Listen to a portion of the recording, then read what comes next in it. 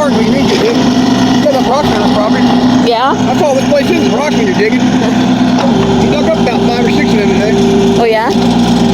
Hello everyone, good morning, good afternoon, good evening, good midnight sa inyong lahat at sa lahat ng mga taong nagmamahal sa akin as if meron. But to all my friends out there, this is Marilyn, your friendly Filipino carpentera here in America. Pasensya na po at hindi ako nag-upload masyado ng videos kasi nainganyo pa rin ako sa YouTube kasi palagi na lang minumukbang, parang maubos ata yung watch hour ko ng kakadidak nila ng watch hour ko.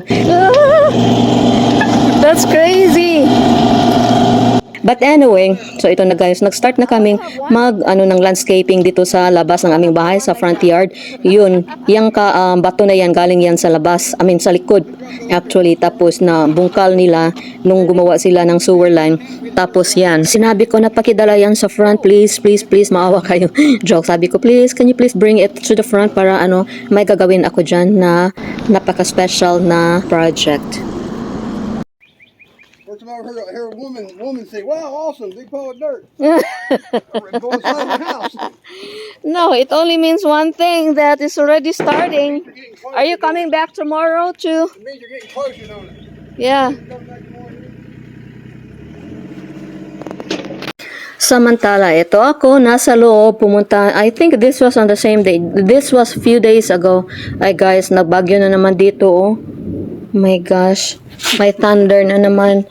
But anyway, ito po ako. This was few days ago na tinatapos ko yung tiling ko dyan sa baba, yung accent tile ko. Kaya sana ang hirap talaga guys. Bawog-bawog para siyang maalon, nagwe-wave yung yung tiling ko. But oh well, I did my best. And kakainis lang kasi hindi talaga ma-perfect eh.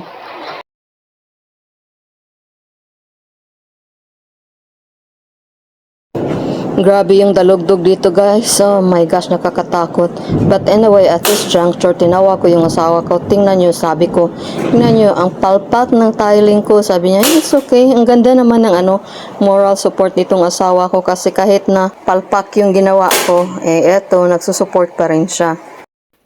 Alright, so ito ngayon ay next day ata or 2 days after. So, yan, pinanindigan ko na. Ang hirap mag-Tagalog. Pinanindigan ko na yung palpak ng trabaho. Oh my gosh, you have no idea guys. Ilang beses ko itong paulit-ulit na tinanggal. Tapos kasi sabi nga ng asawa ko, bakit ang hirap ng mga tiles na kinuha mo? Sabi ko maganda kasi pag maganda yung mga tiles, mahirap talaga i-install. Hindi naman, pero yan, mahirap yung tiles na yan i-install. But anyway,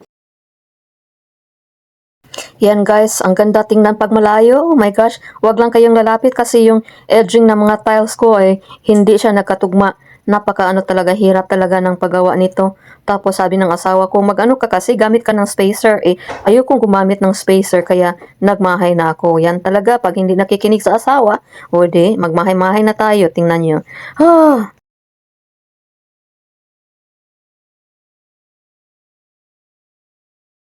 Well guys, maichika ko sa inyo, napaka-rumal-dumal na pangyayari sa Canada. I don't know kung nakita nyo na yung balita na mayroong isang gathering ng mga Filipino doon sa Canada. Tapos may tao ba na 30 years old. Akala ko siya, teenager siya, hindi pala, 30 years old na pala siya. Inararo niya yung mga kababayan natin guys. Kasi may may gathering sila doon, parang festival ba. Tapos yung taong yun may sakit pala sa utak, tapos yun inararo niya mga kababayan natin. Ito sabi ng news na 11 daw yung namatay, tapos from 5 years old to 65 years old. Kawawa guys, may isang pamilya na mama, papa at saka anak yung namatay kasi inararo ng tao. Nagliparan daw yung mga tao guys kasi binundol niya ng sakyanan niya. Alright, at this juncture guys, hindi ko na talaga kaya tinawag yung expert. Sinabi ko kay Dandan, tingnan mo, tama ba itong ginagawa ko?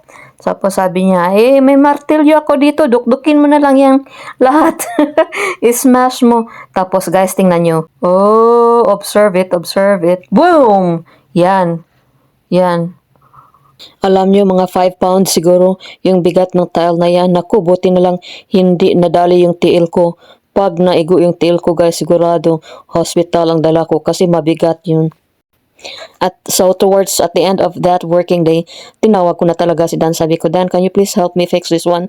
Kasi yung ending na isang tile hindi siya tugma doon sa next tile. Kaya sabi ko, tanggalin mo na lahat ng tiles dyan na install ko. My gosh, I spent like almost 4 hours na paangay-angay ba dyan sa tiles na yan. Hindi pa rin hindi pa rin umuubra.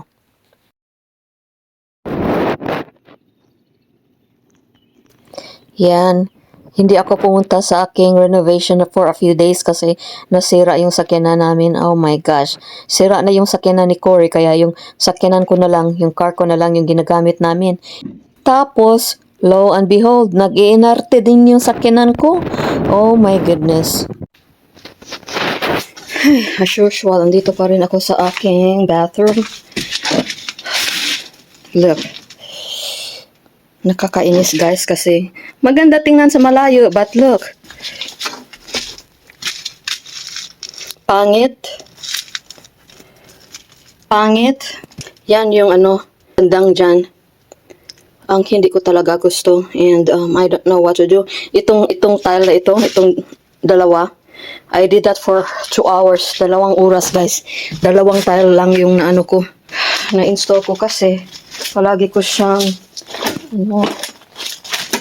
gigibain tapos na naman para lang ma-inline siya talaga with the other tiles ayaw talaga nakakainis kaya parang nasasad ako I strive for perfection. Sad ako kasi mayroong kaunting diferensya at doon but at least okay ito iyang dyan okay yan lagyan ko ng grout mawawala yan or lagyan ko ng cornerstone in between so mawawala yan but it's very obvious pag lalapitan nyo it's very obvious na may diferensya sa kada tile dyan bandang dyan nakakainis. Can't believe it but kahit anong ginawa ko na 2 hours ko ng pusing-pusing dyan kung ano ng situation or positioning ginawa ko wala pa rin tapos it did not help kasi yung isang tile ko binuak nung HVAC guys they came today or yesterday dahil nila in-install nila itong I don't know what that is but in-install nila yan tapos hindi sila careful natapakan nila yung isang tile ko. Gusto ko sanang gusto kong magsigaw. Gusto kong sumigaw because I'm frustrated with that. But then, na-realize ko na kahit na broken yan, pwede ko naman gamitin yung piece dito. So, okay na. Tapos guys, wala talaga mga batasan mga tao dito. Nag-advertise sila ng kanilang logo doon sa labas ng bahay. Hindi nagpaalam. They could have, at least asked for permission na, hey, pwede kaming maglagay ng dito. Mag-advertise ng aming logo. But hindi yan yung sinasabi ko na pag hindi ka naka-dress up ng maganda, tatapak-tapakan ka ng ibang tao dito. Kaya, syempre, alangan naman mag-gown ako, mag-formal ako, ipapunta ako dito sa construction sites. So, syempre, yagit yung itsura natin, may gisi-gisi yung ating mga t-shirt, ang daming pintal yung ating mga karsones. Tapos, yung palda, ano bang karsones? But, yung pants ba, dito tayo naabutan ng contractor, kala siguro niyan so walang respeto ba kaya somebody stop me like Lord ito na ako dito parang na-aggravate ako ba at least he could have texted me he has my number hey we went there yesterday and we unfortunately broke one of your tiles blah blah blah blah tapos courtesy lang ba? Tapos pwede namin, install namin yung mga ad namin dyan sa labas sa inyo. Walang abiso ba? So, pa ako, papalampasin ko ito o hindi. Kaunti lang naman yan Magagamit pa naman yung malaking part dyan. Yan, yung malaki i-install ko dyan. Kaya lang, I'm gonna ask my husband. Siyempre naman si Cory ayaw ng gera.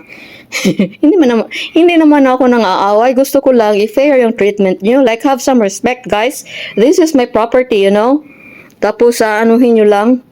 Kakainis talaga. Somebody stop me, like, siguro, titextan ko, like, hey, did you break one of my tiles? And I did not know you would be putting ad on my yard. Ganun lang. But, ewan ko. Maliit lang siyang, di ba, sa 'di ba sa sa kasabihan nila, choose your own battle. Like pipiliin mo yung away mo. Ano lang naman ito mga minor stuff lang naman ito, kaya lang na-aggravate talaga ako pag yung hindi ako rin nirespeto ba. Ito na yung bedroom namin. Yan, na-install na yung mga insulations. And pupunta pag matapos na ito lahat, ma-install yung insulation, pupunta na dito yung mag-install ng drywalls. Tapos anuhin na nila, install na lang drywalls doon sa labas, tapos na din except for doon sa sa taas. So it would probably be another week or so before matapos i-insulate yung buong bahay. So after that maggagawa na tayo ng ating bongbong. Ano bang bongbong? Yung wall. And then after that, so after ma-install yung walling at saka yung ceiling, i-insulate yung ceiling, and then after that, dadalhin ko yung mga ukay-ukay ko na cabinets dito para dito ako magpipinta before we will install the flooring. So, yun na nga guys, kahit na may maraming mga pangyayari, na-dissatisfied ako at nag-backlog yung mga work ko. Still thankful to the Lord kasi ang dami pa rin, natatapos ng mga trabaho. Tapos ito, nakasave kami ng thousands dito na kami lang nag-install ng insulation. Kasi pag nag-hire pa kami ng ibang tao, naku, ang mahal-mahal guys. Kaya sinabi ko kay Cory, tayo na lang mag-install ng insulation. Madali lang naman yan. So, di ba? Save din tayo pag may time. Kung kaya lang natin tayo ang gumawa, tayo na lang gumawa kahit napalpak yung bathroom ko. O di bali na, wag nyo na lang tingnan malapitan. Basta kayo makasave tayo sa ating mga labor dito. Ay naku guys, ang mahal-mahal kaya okay lang, wala namang magdadala ng magnifying glass dyan para tingnan yung bathroom tiles ko. This is in the front room, right? Where these tiles are, you can see there's standing water here. I know you looked at this before. I mean, there's water on these. It's like there's got to be something up here. Because it is just flooded. Look at this. This is not good.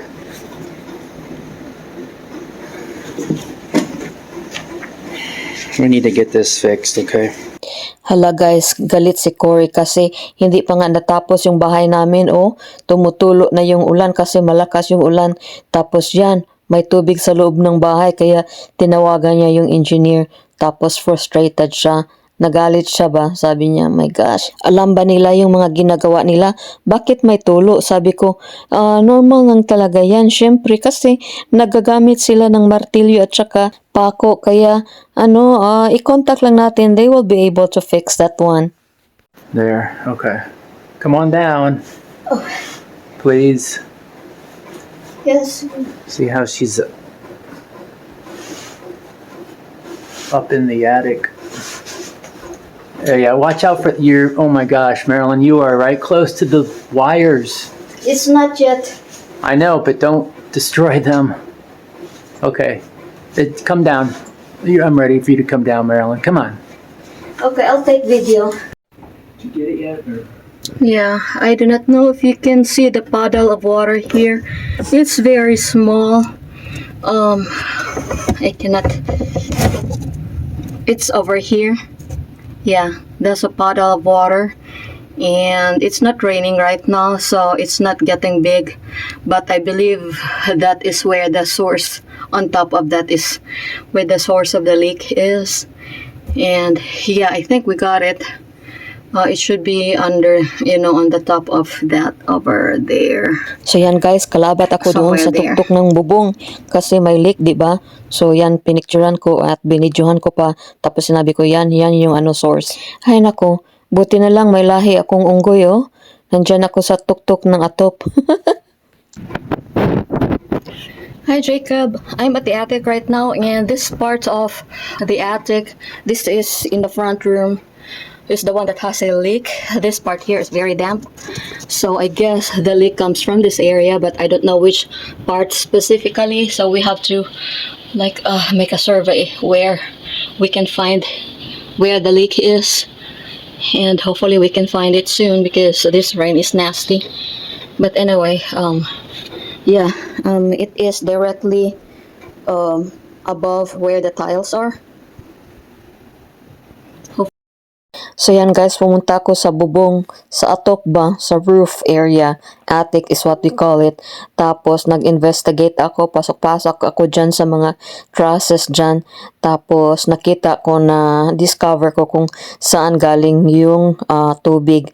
So, ganun talaga guys, pag may project tayo, kahit na hindi tayo yung may-ari, dapat talaga na double check natin lahat ng mga trabaho na ginagawa natin para magiging trustworthy tayo sa ating mga trabaho. Kaya yun yung ginagawa ko. Kahit na sa ibang renovations ko guys, dapat pulido talaga yung trabaho natin. Kahit na hindi nga sa construction, nung sa ano pa ako, sa hospital pa ako, kahit wala ang manager, ginagawa ko talaga kung dapat anong dapat gawin. Kasi binabayaran tayo yung hospital binabayaran tayo na magtrabaho. So kahit wala ang manager, honest pa rin tayo na magtatrabaho kahit walang nakatingin sa atin kasi ang Panginoon ay palaging nakakita kung anong ginagawa natin dito sa mundo. Hopefully we can fix this tomorrow if possible because I don't like the rain and everything, all the tiles downstairs is like kind of wet right now. There's a lot of nails in there. Probably it's in one of the nails. I don't know. Oh, heto na. Ah! Tapos ko na almost 1/2 of my shower stall. I'm done almost 1/2 of my shower stall. Yan. Ay, nako. Ang hirap. Ang ganda tingnan pag malayo, pero wag lang lapitan kasi ang daming mga, oh my goodness. Ang daming mga irregularities ng tiles. Nakakainis, but anyway, ganyan talaga ang buhay. Lesson learned doon sa ilalim, yung sa basement ng bathroom ay mga small tiles na lang yung gagawin ko. I should have known better kasi doon sa last renovation namin ganito din kalaki na tiles yung ginamit ko. Tapos nagka-problema din ako bakit ako hindi nakinig sa asawa ko. Kasi itong tiles na ito napakamura. Imagine $2 to $99 from I think this was $12 tapos ginawang $2.99. O di doon tayo sa mas mura, di ba? O tingnan nyo, ang hirap pala kaya pala nag-clearance kasi ang hirap install. Oh my goodness. Kaya sasabihin ko sa mga gagamit dito, kami lang naman kasi nasa master suite ito. But kung may gagamit sa aking bathroom, sasabihin ko na wag niyo na lang titigan yung tiles ko kasi mahihilo kayo sa katitingin kasi baluktot. Pangit. But anyway, thank you guys for watching. God bless you. We'll see you next week. Bye-bye.